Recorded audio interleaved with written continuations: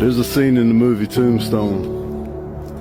It's probably my favorite scene of any movie ever. But Wyatt Earp, Doc Holliday, and some other people, they have a shootout down by the river with some outlaws. And after it's over,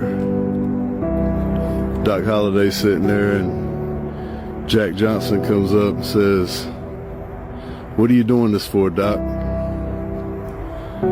So Doc Holliday didn't have any skin in the fight. But he responds and says, "Because Wyatt Earp is my friend." And Jack Johnson says, "I got tons of friends." Doc Holliday says, "I don't." See, Doc Holliday had realized something that I don't think a lot of people do. It's the people with a ton of friends that really don't have any.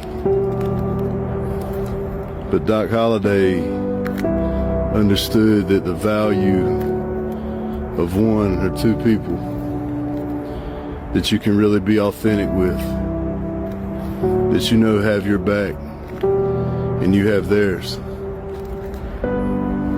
is worth an infinite number of acquaintances. We spend a lot of time trying to be everybody's everything. And when we do